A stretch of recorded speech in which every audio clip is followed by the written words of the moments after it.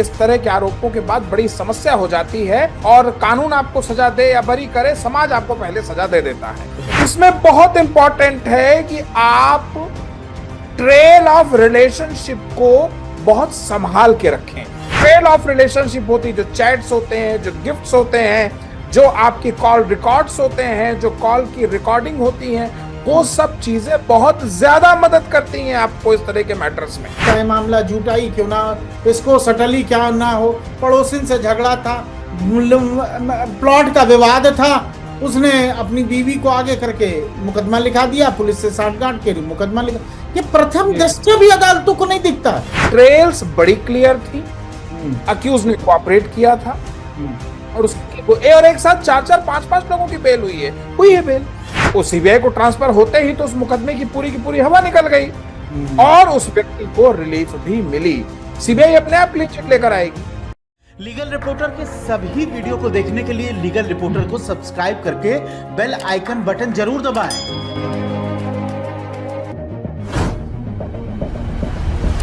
भारत में साल 2012 में निर्भया जैसा कांड हुआ था और पूरा देश उबला था। उसके बाद कानून में तमाम तरह के परिवर्तन आए और रेप जैसे मामलों में, बलात्कार जैसे मामलों में कड़ा से कड़ा प्रावधान किया गया। निश्चित रूप से यह होना भी चाहिए था, महिलाओं की सुरक्षा बहुत जरूरी है।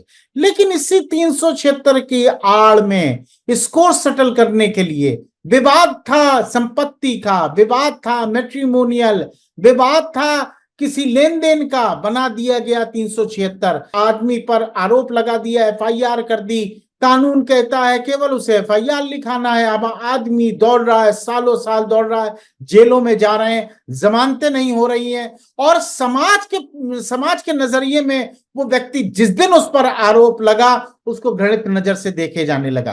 तो 376 के मिसयूज पर आज हमारे साथ बातचीत करने के लिए डॉक्टर किसलय पांडे जुड़ गए हैं। Doctor Kislay Pandey supreme court में प्रैक्टिशनर एडवोकेट हैं, क्रिमिनल की शानदार वकालत करते हैं, एनफोर्समेंट डायरेक्टरेट क्रिमिनल के बड़े तरह के मामलों के एक्सपर्ट हैं और लगातार प्रैक्टिस कर रहे हैं। डॉक्टर साहब, बहुत बहुत स्वागत है आपका लीगल रिपोर्टर में। जैसा कि मैंने शुरुआत में कहा कि 376 निश्चित रूप से महिलाओं को प्रोटेक्शन करने के लिए लाया गया था और इस तरह के मामले हुए हैं, हमने देखे, लेकिन उसका मिसयूज एक बहुत बड़ा है। मुझे सबसे पहले डॉक्टर साहब बताइए, अगर इस तरह का मामले में झूठा मुकदमा दर्ज कर दिया जाता है तो एक आदमी के पास विकल्प क्या है? आप जैसा मैंने कहा, निचली अदालतें, हाई कोर्ट, सुप्रीम कोर्ट, पहली नजर में उस व्यक्ति को यह माना जाता है कि साहब ये रेप का आरोपी है, पूरा समाज उससे घृणा करने लगता है। सर, क्या इस तरह के मामलों में रेमेडी है? देखिए, ऐसा है, मैं जो बात कहने जा रहा हूं शायद थोड़ी सी आपको ये अजीब लगेगी, पर ये सच्चाई है। और अगर आपको आज के समय में ऐसे जो फर्जी और घिनौने आरोप है उनसे बाहर निकल के आना है तो जो मैं रास्ता बता रहा हूं ये आपको करना पड़ेगा, वरना इस तरह के आरोपों के बाद बड़ी समस्या हो जाती है और कानून आपको सजा दे या बरी करे, समाज आपको पहले सजा दे देता है। मसलन इस तरह के आरोप में ज्यादातर देखने में आता है जो ये गर्लफ्रेंड और बॉयफ्रेंड का रिलेशन होता है। अगर थोड़ी भी बात ऊपर नीचे हो गई तो गर्लफ्रेंड ने उठाया और रेप लगा दिया। अब लड़का घूम रहा है, कैसे साबित करे, क्या करे? तो या मियां बीबी का हो या किराएदार मकान मालकिन का हो या इस तरह के कोई भी स्कोर सेटल, जैसा कि आपने बताया है, पैसे का लेन देन हो, कुछ भी हो। इसमें बहुत इंपॉर्टेंट है कि आप ट्रेल ऑफ रिलेशनशिप को बहुत संभाल के रखें। मसलन अगर गर्लफ्रेंड बॉयफ्रेंड है तो अपनी चैट को संभाल के रखना बहुत जरूरी है। देखिए, जब तक प्यार मोहब्बत है तब तक ठीक, पर जिस क्षण ये बातें खत्म होती हैं और बात मुकदमे पे आती है तो कहीं किसी इमोशन का कोई वैल्यू रहती नहीं है। मेरे पास आए दिन जो लड़के आते हैं या मेरे पास आए दिन जो इस तरह के केस में पीड़ित आते हैं, उनका पहले से जो रेप का केस दर्ज हुआ उससे पहले की लाइफ बहुत रोजी रोजी रहती है। लगता ही नहीं कि ऐसा भी केस कभी हो सकता है। पर अचानक कोई एक ऐसा पॉइंट आता है लाइफ में जब दोनों के बीच में डिफरेंस ऑफ ओपिनियन होते हैं।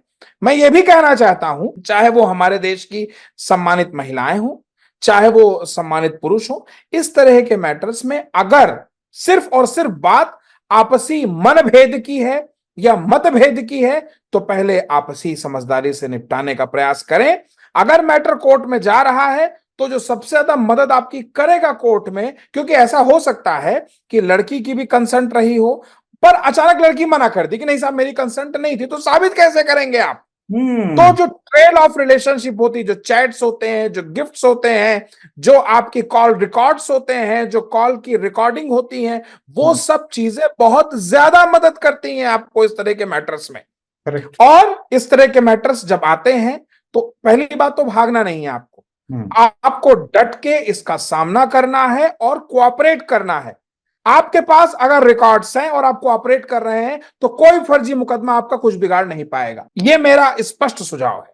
ठीक है डॉक्टर साहब, मुझे ये बताइए कि इस तरह के मामलों में एक तो जमानत बड़ी प्रॉब्लम है। निचली अदालत 376 एक बार लगा, आप किसी भी सम्मानित एडवोकेट साहब से आप पूछिए तो साहब ये बेल तो नहीं होगी साहब, हाई कोर्ट से पहले तो बेल साहब संभव ही नहीं है।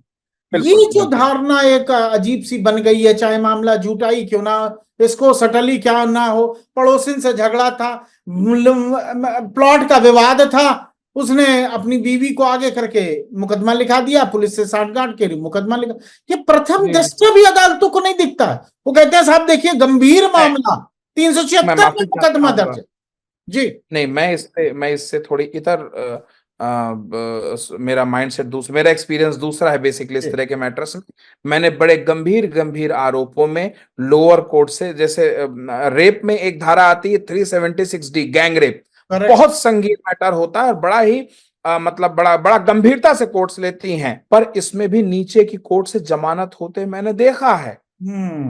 खुद करवाते हुए मैंने इस तरह के मैटर्स को मैंने अटेंड किया हुआ है और मैंने पाया है कि बेल सोरीज में जरूरत सिर्फ, जैसा कि मैंने पहले बताया, ट्रेल्स बड़ी क्लियर थी, अक्यूज ने कोऑपरेट किया था और उसकी और एक साथ 4-4, 5-5 लोगों की बेल हुई है बेल नीचे से ही हुई है। जरूरत थी कि अपनी बात को ठीक से रख पाए अक्यूज थ्रू अपने जो भी उनके लर्नर एडवोकेट हैं, जो भी उनके सम्मानित अधिवक्ता महोदय हैं, वो अपनी बात को पूरे जोशो खरोश से सामने रख पाए, कोर्ट को कन्विंस कर पाए और अपने जो ट्रेल ऑफ रिलेशनशिप है वो दिखा के प्रथम दृष्टया, ऑफ कोर्स बेल पे ट्रायल नहीं होता, बट प्रथम दृष्टया आपको कोर्ट को यह साबित करके देना पड़ेगा कि साहब ये मुकदमा किसी खास कारण के तहत लिखवाया गया है, जो कम से कम ये जो दिख रहा है वो तो नहीं है। Correct. And bell is yours. Bell is yours. ठीक है। अच्छा, इस तरह की झूठी एफआईआर में जहां 376 जैसा क्या सेक्शन इन्वॉल्व है,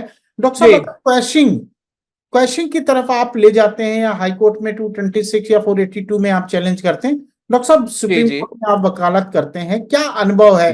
हाई कोर्ट इस तरह के मामलों में कितना एंटरटेन करता है या बिल्कुल ही सुनने से इनकार कर देगा? देखिए साहब, प्रिंसिपली कहना कि हाई कोर्ट करता है या नहीं करता है, ये दोनों बहुत अन्याय हो जाएगा किसी पक्ष के प्रति। फिर भी आपका अनुभव क्या कहता है? जी, मेरा अनुभव ये है कि एक मैटर मैं देख रहा था इलाहाबाद हाई कोर्ट का, जिसमें मैं पार्टी का नाम नहीं लूंगा, मैं किसकी तरफ से था मैं ये भी नहीं बता पाऊंगा, पर हाँ मैं देखता क्या हूं कि जो पीड़िता है उसने पहले भी कई सारे, किसी के ऊपर वो रेप का केस लगा रही थी, किसी के ऊपर वो SC/ST का केस लगा रही थी, और जब वो मैटर खुला और हाई कोर्ट ने, पहले तो हाई कोर्ट का रुख बड़ा कड़ा था, पर जब हाई कोर्ट ने पहला देखा, दूसरी FIR देखी, तीसरी और दूसरा जो पीड़ित था उसके साथ जब कंडक्ट देखा, ट्रेल ऑफ जो record of trail of relationship था वो देखा, तो हाई कोर्ट ने पहली चीज जो की, बिना किसी प्रेयर के, बिना किसी एप्लीकेशन के, उठा के पूरा का पूरा मैटर CBI को ट्रांसफर कर दिया। और उस CBI को ट्रांसफर होते ही तो उस मुकदमे की पूरी हवा निकल गई और उस व्यक्ति को रिलीफ भी मिली। CBI अपने आप क्लीन चिट लेकर आएगी। करेक्ट। इमीडिएट रिलीफ उसको तुरंत मिल गई। तो ये कैसे कह दें कि हाई कोर्ट करती है कहीं, अब ये डिपेंड, अच्छा होता क्या है, कई बार सही मामले भी होते हैं, उसमें भी लोग लेके चले जाते हैं। हाई कोर्ट को प्रथम दृष्टया नजर आ रहा है तो हाई कोर्ट कैसे एंटरटेन करेगी? पर हाँ, जहां जेन्युइनली फर्जी आरोप लगाए हैं, और देखिए इसमें मेन चीज है कि आपका रिकॉर्ड या आपका जो कोर्ट को रिप्रेजेंटेशन वो कन्विंसिंग होना चाहिए। माननीय जज महोदय बैठे हैं हमारे आपके लिए, वो तो तैयार है सुनने के लिए, आप उन्हें कन्विंस तो करिए। मतलब आप ये कहना चाह रहे हैं डॉक्टर साहब, जो बात समझाना चाहते हैं वो हमारे दर्शकों को समझना होगा। वो कह रहे हैं कि आपको वो रिकॉर्ड, वो एविडेंस कोर्ट के सामने ले जाने, क्लिंचिंग एविडेंस ले जाने पड़ेंगे, जहां कोर्ट को ये समझ में आए कि इसका मकसद क्या था, क्या इसके पीछे का बैकग्राउंड है और हुआ क्या है। और अगर ये सफल आप हो जाते हैं तो निश्चित रूप से बेल भी आपकी होगी, और हो सकता है हाईकोर्ट, जैसा कहा डॉक्टर साहब ने कि हाईकोर्ट होगी, कंसीडर करता है और इस तरह के मामलों को खत्म भी करता है, कोई बड़ी चीज नहीं, और आपको प्रोटेक्शन भी देगा। करेक्ट। आप ये नहीं कह सकते हैं कि 376 में या इस तरह के मैटर में हाई कोर्ट क्वेश्चन नहीं करती। हम और आप दोनों जानते हैं कि इस तरह के मैटर में हाई कोर्ट क्वेश्चन करती हैं, बिल्कुल करती हैं। मैटर यही है, सिर्फ और सिर्फ विषय ये है कि क्या कोर्ट को कन्विंस कर पा रहे हैं, क्या उनके सामने क्लिंचिंग एविडेंस रख पा रहे हैं, ये चीज है। मैंने इसलिए ये प्रश्न पूछा कि जनरली जब हम लोग एक्यूज से भी बात करते हैं, वो कहते हैं साहब बिल्कुल परिवार का झगड़ा था, फैमिली डिस्प्यूट था और भाभी ने मेरे खिलाफ मुकदमा लिखा दिया। कहने से नहीं होगा, नजर आना चाहिए वो। करेक्ट, वो नजर आना चाहिए। फैमिली डिस्प्यूट है, भाभी और देवर का विवाद चलता रहता है, दोनों पार्टियां लड़ रही हैं, और जिस परिस्थिति को दर्शाते हुए आपकी जो भाभी जी उन्होंने आपके खिलाफ ये फर्जी आरोप लगाए, उस परिस्थिति को आपको बताना पड़ेगा, एक्सप्लेन करना पड़ेगा। साहब मैं घर में नहीं था, या साहब मैं उस दिन बाहर था, या साहब उस दिन घर में इतने गेस्ट बैठे थे, हो ही नहीं सकता। रिलीफ बिल्कुल मिलेगी आपको, क्यों नहीं मिलेगी रिलीफ। Correct correct. डॉक्टर साहब बहुत बहुत शुक्रिया, आपने बहुत ही बेहतर, बहुत ही संक्षिप्त में बहुत ही बेहतर बात बताई, जो आपको ध्यान रखना है और अपने वकील साहब को आपको तैयार करना है कि साहब इस तरफ, इस रुख से जाइए कि एविडेंस मजबूत लेके जाइए तो हमको रिलीफ मिलेगी। और फिर भी आपको justnyay.com के हमारे जो पैनल एडवोकेट्स हैं उनकी जरूरत है, तो आप हमारा लगातार मोबाइल नंबर और हमारी वेबसाइट www.justnyay.com, हमारी जो लॉ फर्म है उसकी लगातार चल रही है, आप हमसे भी संपर्क कर सकते हैं। बहुत बहुत शुक्रिया, बहुत बहुत धन्यवाद, थैंक यू।